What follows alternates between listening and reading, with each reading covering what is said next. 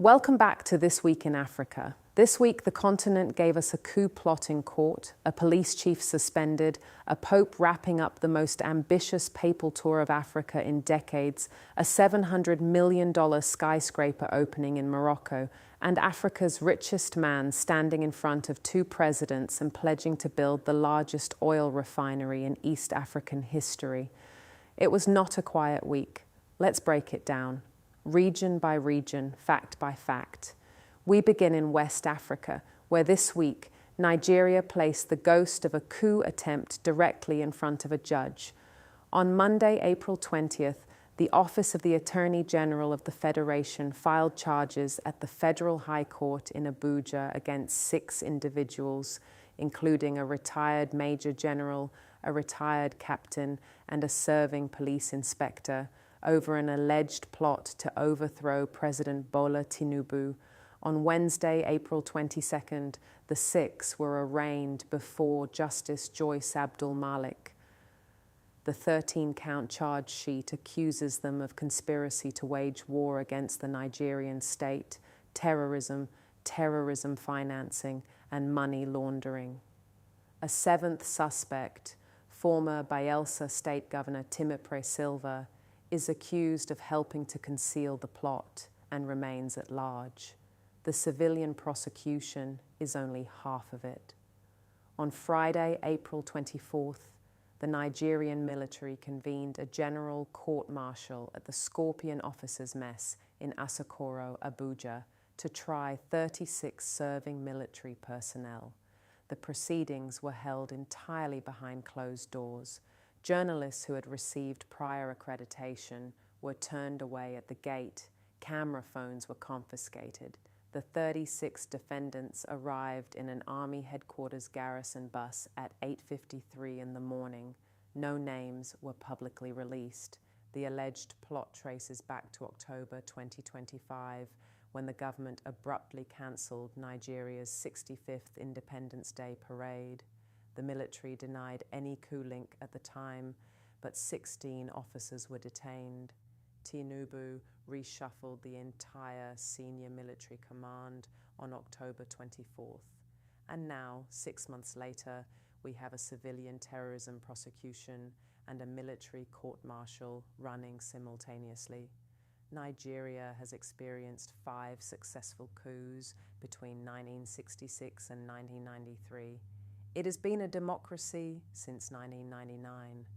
Every treason prosecution in that context carries a weight far beyond the courtroom, but questions remain that demand honest scrutiny. Former Governor Silva is still at large, a man with political networks and resources. The court-martial is closed to independent observation. The country is under severe economic pressure. Cost of living has surged. The Strait of Hormuz fuel shock is felt in every Nigerian market, and political temperatures are high. The conditions that produce coup attempts do not disappear because alleged plotters are in custody. Africa's most populous democracy is handling this through its courts, visibly and on the record.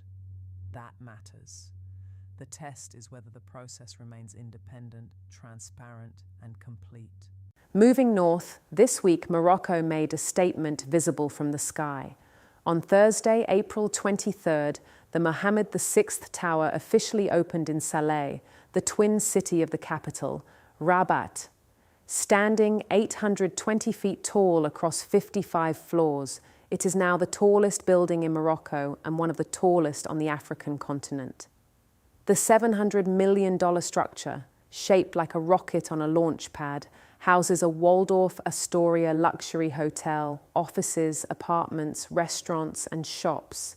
Built over 8 years with more than 2,500 workers from over a dozen countries, it is projected to generate 450 direct jobs and 3,500 indirect ones.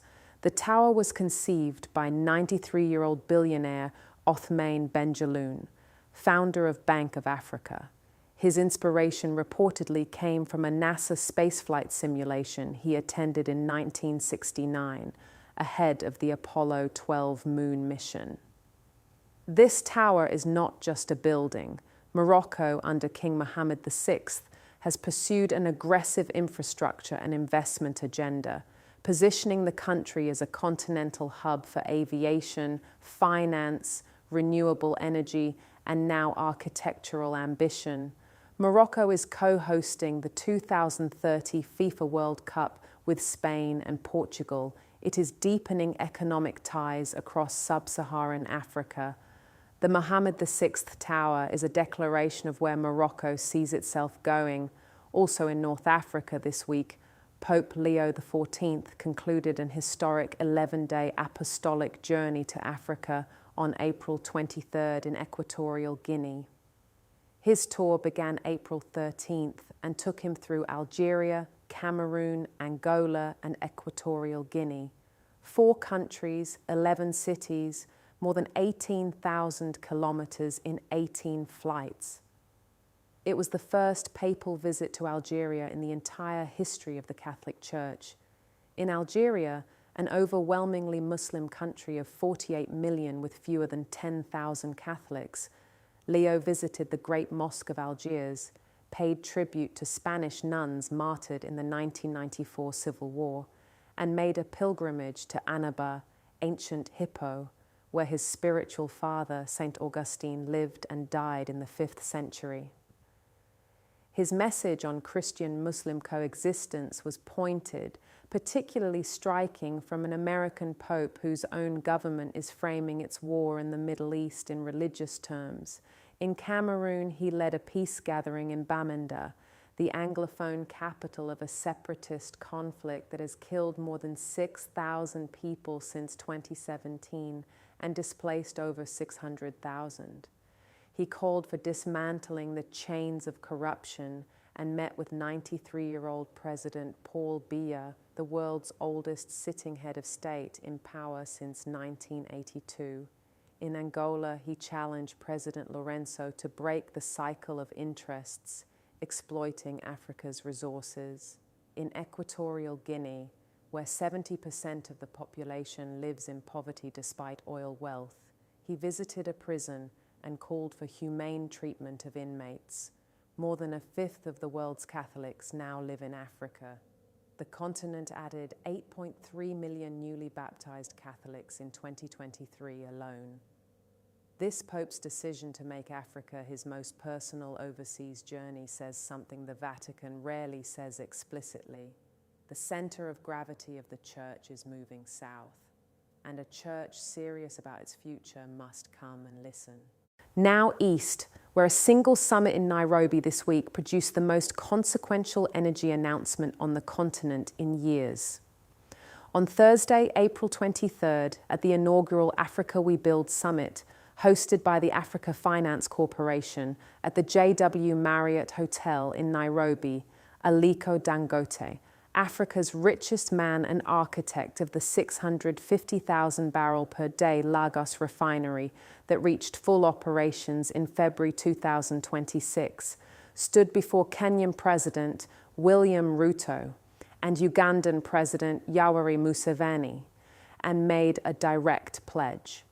If they will support the refinery, Dangote said, we'll build an identical one to the one we have in Nigeria, 650,000 barrels per day. The proposed facility would be located in Tanga, a port city in northeastern Tanzania. A pipeline would link it to Mombasa on the Kenyan coast, running through the Kenya Pipeline Corporation's existing network. Feedstock would come from crude produced in the DRC, South Sudan, Kenya, and Uganda. Dangote set a 4 to 5 year delivery timeline, conditional on backing from 3 or 4 regional governments. He also pledged to build approximately 20 fertilizer blending plants across Africa by 2028. President Ruto was direct. We're going to have a joint refinery in Tanga to benefit all of us. President Museveni illustrated the cost of Africa's extractive model by citing an Indian investor who bought Ugandan iron ore at $45 per ton and resold it at $900. We export all the jobs created, Museveni said, so I stopped them. The Africa Finance Corporation's own State of Africa's Infrastructure Report 2026, released at the same summit, projects Africa's fuel import shortfall will reach 86 million tonnes by 2040, the equivalent of nearly 3 Dangote-scale refineries. The numbers make the case before Dangote even opens his mouth. This pledge must be read carefully as a genuine commitment from the man who actually delivered the Lagos refinery, one of the most ambitious industrial projects in African history. But it must also be read critically. The agreement with Tanzania has not been signed. The East African Crude Oil Pipeline, the EACOP, linking Uganda's oil fields to the Tanzanian coast, has been under development for years and still faces financing and rights-of-way hurdles. Large African infrastructure announcements have a history of outpacing their execution. What is undeniable is the strategic logic. East Africa currently imports all of its refined petroleum, the majority from the Middle East. The Strait of Hormuz crisis has made that dependency not just expensive, but dangerously precarious. A refinery in Tanga would be more than a fuel solution. It would be African crude, refined on African soil, by African-controlled capital for African markets. Dangote captured it in a single sentence. By exporting raw materials and importing finished products, we are impoverishing our population. That is the entire Pan-African economic argument in 17 words. The question is whether governments will move from applause to signature. In Southern Africa, South Africa this week added another chapter to what is becoming a genuine institutional crisis within its police service. On Tuesday, April 21st, National Police Commissioner Fanny Masemola appeared in the Pretoria Magistrates Court on 4 counts of violating the Public Finance Management Act. The charges relate to a 360 million rand contract, approximately $21 million, for health and wellness services to police officers, awarded in 2024 to a company called Medicare 24, operated by a businessman with alleged links to organized crime. The contract was cancelled in May 2025. 12 senior police officers have already been formally charged in connection with its award. Masemola, as the accounting officer for the police service, sits at the centre of the prosecution. On Thursday, April 24th, President Cyril Ramaphosa announced Masemola was placed on precautionary suspension pending the outcome of the case.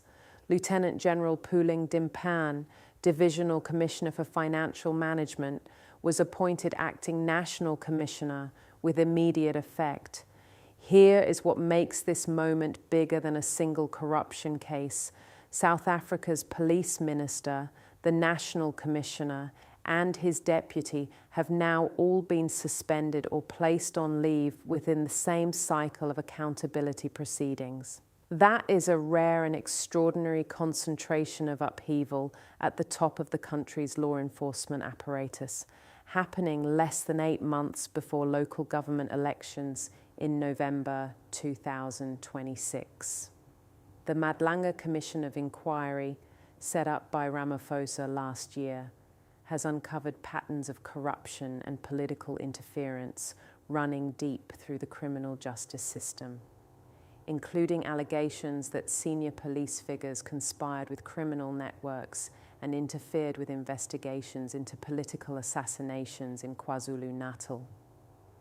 The Zondo Commission before it documented state capture across government and the private sector. South Africa is, in a real sense, trying to prosecute itself back to institutional health. Ramaphosa said, "These measures have been necessary to ensure accountability and to devise remedial action to prevent the abuse of office and the theft of public resources." The Democratic Alliance, the official opposition, said the action was long overdue and called for a formal board of inquiry into the fitness of police leadership as a whole. The Pan-African dimension is worth naming directly. South Africa has the continent's most sophisticated accountability infrastructure, the most developed civil society, the most independent judiciary, the most active opposition parties. And yet institutional corruption persists. That is not an indictment of the project. It is proof that the project is ongoing, contested, and necessary. Accountability is not a destination. It is a continuous fight.